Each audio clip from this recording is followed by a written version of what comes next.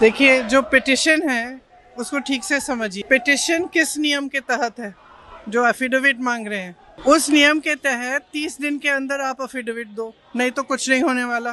तो एफिडेविट क्यों चाह रहे हैं? तो इतना बड़ा खुलासा किया है। अगर ये सब है, मान लो अगर अनइंटेंशनल गलती है, तो आप उसको इन्वेस्टिगेट करिए। आप वोटर लिस्ट दे क्यों नहीं रहे हैं? आप इन्वेस्टिगेट कर क्यों नहीं रहे हैं? उसके बजाय आप कह रहे हैं कि एफिडेविट साइन करके दो। इससे बड़ा ओथ क्या है जो हम सदन में लेते हैं? इससे बड़ा इस देश में कोई भी ओथ है?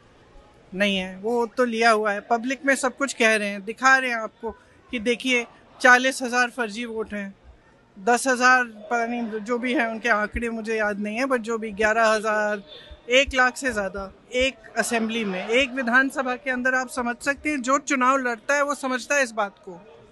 विधानसभा का चुनाव, और उसमें 1 लाख आपने फर्जी वोट डाल दिए, तो जहां आप वोट, जहां जो जीते आप कहेंगे वही जीतेगा। स्पष्ट है, उससे कम चाहिए होते हैं विधानसभा में। तो 25 सीटें ऐसी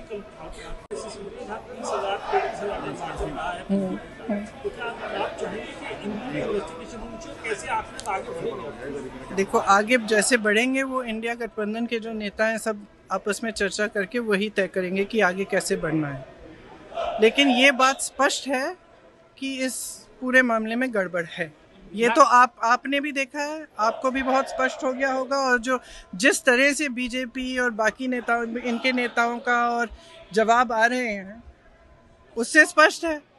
भाई, अगर कोई कह रहा है कि गड़बड़ है, अब किसी भी चीज़ में, आप टीचर के पास जाओ, बोलो मैम चीटिंग हो रही है, तो टीचर क्या कहेगी? थप्पड़ मारेगी तुम्हें, कि बोलेगी कि मैं चीटिंग चेक करती हूँ कि क्या हो रहा है। और यहाँ क्या है कि उल्टा उनको, एक तो उनको गाली दे रहे हैं, सुबह से शाम तक कुछ ना कुछ उल्टा सुल्टा बोलते रहते हैं उनके बारे में, और कहते हैं कि एफिडेविट साइन करो। ये क्या बात है? सरकार हो ना, इतनी बड़ी, वो इतना बड़ा ये हो रहा है, कांड हो रहा है आपके नाक के नीचे। अगर आप खुद नहीं कर रहे हो तो उसको इन्वेस्टिगेट करो। खाम पता नहीं, पूरे ऑपोजिशन को तो इन्वेस्टिगेट कर रहे हो, ईडी कर रहा है, सब कुछ हो रहा है, तो इनसे कराइए इन्वेस्टिगेट।